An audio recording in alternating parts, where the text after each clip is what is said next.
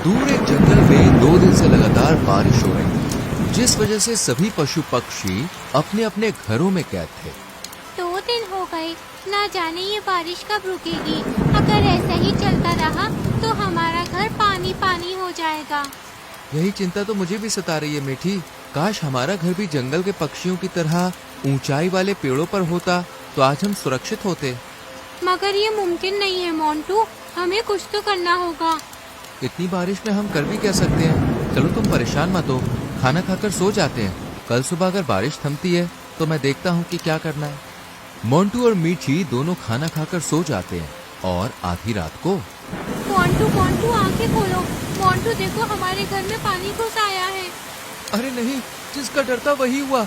अब इससे पहले कि हम इसी पानी में डूबकर मर जाएं, चलो जल्दी से बाहर निकलो।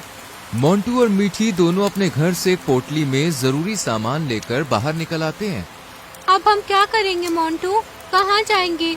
हम तो इस जंगल में कुछ दिन पहले ही आए हैं, कोई हमें जानता भी नहीं, तो किससे मदद मांगे?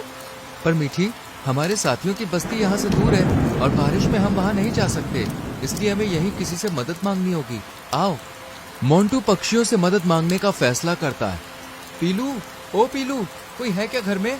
अरे बाहर आओ, मुझे मदद चाहिए। कौन है जो इतनी रात को गला फाड़ रहा है? बाहर जाकर देखता हूँ। अरे तुम तो मोंटू हो ना, पिछले हफ्ते ही हमारे जंगल में आए हो। बताओ क्या हुआ? इतनी बारिश में इतनी अच्छी नींद आ रही थी यार, क्यों बिगाड़ी? वो हमारे घर में पानी भर गया है, बारिश में कोई दूसरा घर भी नहीं बना सकता। क्या आप हमें अपने घर में रख सकते हैं? देखो मोंटू, मेरे घर ना कुछ रिश्तेदार आए हुए हैं, मैं खुद एक कोने में सो रहा हूँ। ऐसे में तुम्हें कहाँ अंदर लूँ? तुम किसी और से पूछ लो। मोंटू के कुछ बोलने से पहले ही पीलू दरवाजा बंद कर देता है। मुझे नहीं लगता कोई हमारी मदद करेगा, और क्यों ही करेगा, हम अनजान हैं और पक्षी भी तो नहीं है। नहीं मीठी, तुम निराश मत हो, मैं मोनी से बात करता हूँ। उनसे बात हुई है मेरी 1-2 बार। मोंटू मोनी चिड़िया के घर के बाहर खड़ा होकर जोर से चिल्लाता है। मोनी, ओ मोनी! अरे मोंटू, क्या हुआ इतनी रात को? वो भी इतनी बारिश में बाहर क्यों घूम रहे हो? नहीं मोनी, मैं घूम नहीं रहा हूँ। बारिश में मेरा घर पानी से भर गया है, मुझे मदद चाहिए। क्या तुम हमें अपने घर में आने दे सकती हो? मेरे घर में आने तो देती, लेकिन मेरा घर बहुत छोटा है, माफ करना।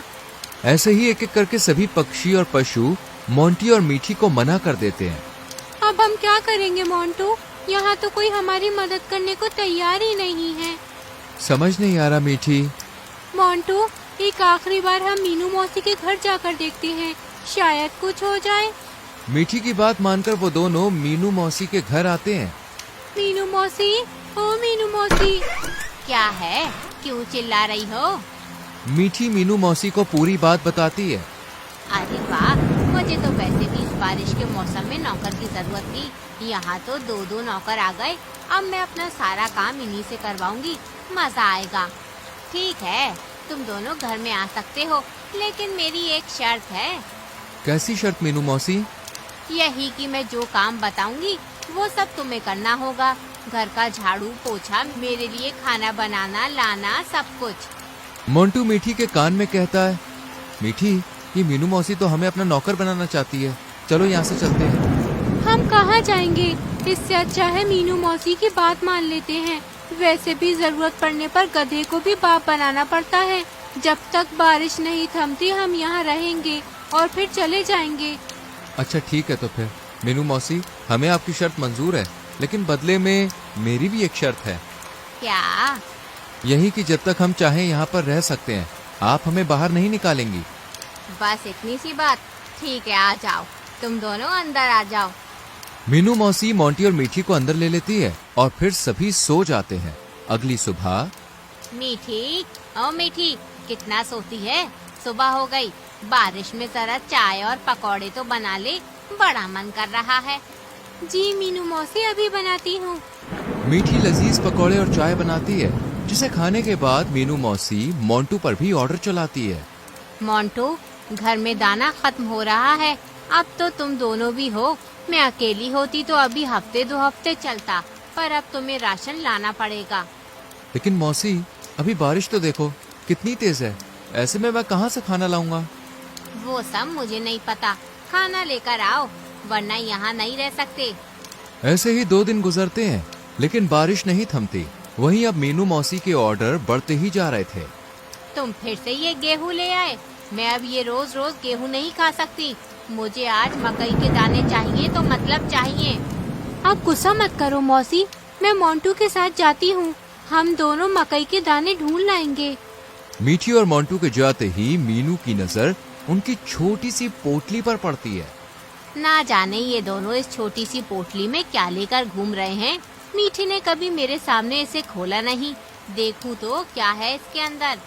मीनू जब उस पोटली को खोलती है तो उसमें मीठी के कीमती जेवर थे। आहा, ये तो काफी महंगे लगते हैं। मुझ पर तो बहुत अच्छे लगेंगे। और वो मीठी की बच्ची मुझे दिखाई भी नहीं। आने दो आज दोनों को, घर से बाहर कर दूंगी और ये जेवर अपने पास रख लूंगी। मीठी और मोंटू देर शाम को घर लौटते हैं। मीनू मौसी, देखो हम आपके लिए मकई के दाने ले आए। अब आप आराम से इन्हें खाकर अपना पेट भर लीजिए। हे भगवान, ये सड़े गले मकई के दाने खिलाकर मुझे मारना चाहते हो तुम दोनों, ताकि ये घर हड़प सको, पर मैं ऐसा नहीं होने दूंगी। नहीं मीनू मौसी, ऐसी कोई बात नहीं है। हमारा कोई ऐसा इरादा नहीं था। मैं सब समझती हूँ, तुम दोनों की चाल है ना ये। अरे तुम दोनों को तो मैंने अपने घर में पनाह देकर ही गलती कर दी। ना जाने किस मनहूस घड़ी में तुम्हें अपने घर में रुकने दिया, जो आज मुझे ये दिन देखना पड़ रहा है। अब मैं तुम्हें 1 मिनट भी यहाँ बर्दाश्त नहीं करूँगी। अभी के अभी निकल जाओ यहाँ से। ठीक है मौसी, हम जा रहे हैं, लेकिन हमारी पोटली तो दे दो। आहा, देखो तो जरा, इतने दिन से यहाँ खा रहे हो, रह रहे हो, उसकी भरपाई कौन करेगा। अब जाते हो या बुलाऊं महाराज को? 2 मिनट में तुम्हारा हिसाब कर देंगे। इस तरह मीनू मौसी उन्हें धक्के मारकर घर से बाहर निकाल देती है और वो बेचारे एक जगह खड़े होकर रोने लगते हैं। मुझे माफ कर दो मीठी, तुम्हारे जेवर भी मौसी ने ले लिए, वो तुम्हारे पिताजी ने दिए थे। रानू चिड़िया दोनों को रोता देख लेती है और वो उनके पास आती है। मोंटू, मीठी, क्या हुआ? तुम दोनों रो क्यों रहे हो? सब ठीक तो है? कुछ ठीक नहीं है। मीठी रोते हुए पूरी बात रानू को बताती है।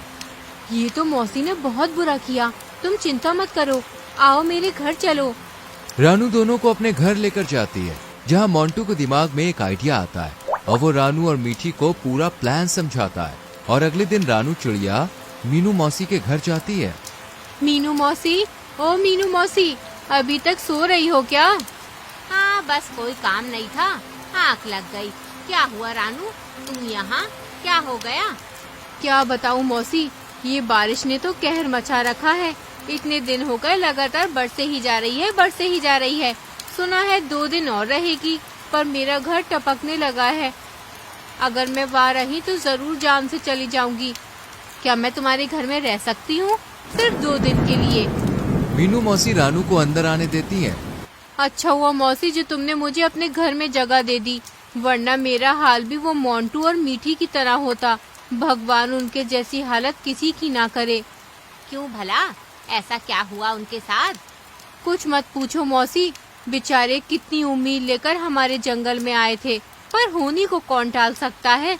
सुना है उनका घर पानी में बह गया, जिस वजह से बेचारों को बारिश में रहना पड़ा और ज्यादा भीगने की वजह से दोनों मारे गए। पक्षियों का तो ये भी कहना है कि उनके पास कोई जेवरात वगैरह थे और अब उनकी आत्मा अपने सामान को ढूंढ रही है। क्या क्या क्या क्या? सामान, जेवरात मर गए? अरे मौसी, तुम क्यों घबराती हो? तुम तो ठीक से जानती भी नहीं थी उनको। चिंता मत करो और चैन से सो जाओ। मुझे भी नींद आ रही है तो मैं भी सो जाती हूँ। रानू तो सो जाती है, लेकिन मीनू मौसी की डर के मारे हालत खराब हो रही थी। अगर सच में उन दोनों का भूत यहाँ आ गया तो? नहीं नहीं, मैं भी क्या सोच रही हूँ, डर के मारे गला सूख रहा है, पानी पीकर सोने की कोशिश करती हूँ। मीनू जैसे ही पानी पीने के लिए उठती है, सामने मीठी और मोंटू का डरावना चेहरा देखकर डर जाती है।